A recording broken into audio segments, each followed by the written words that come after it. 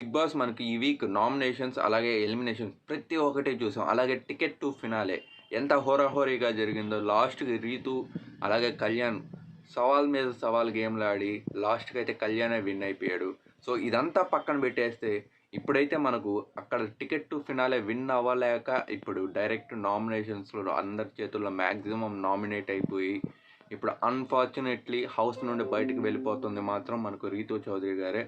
But నాకైతే ఇప్పుడు okay. ఒక్కసారన్నా 'రీతూ చౌదరి' గారు బయటికెళ్తే 'డీమన్ పవన్' గేమ్ అనేది ఎలా చేంజ్ అవుద్దో చూడాలనిపిస్తుంది. మరి మీకు అలాగే అనిపిస్తుందా?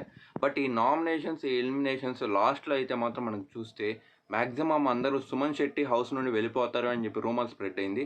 బట్ ఇప్పుడైతే 100% అందరూ 'రీతూ చౌదరి' హౌస్ నుండి వెళ్ళిపోయింది అని చెప్పి అంటున్నారు. బట్ మీకేమనిపిస్తుంది? అసలు ఎవరు వెళ్ళుంటే ఈ వీక్‌లో ఎలిమినేషన్స్‌లో బాగుండు అనుకుంటున్నారో కూడా కామెంట్ బాక్స్‌లో చెప్పండి.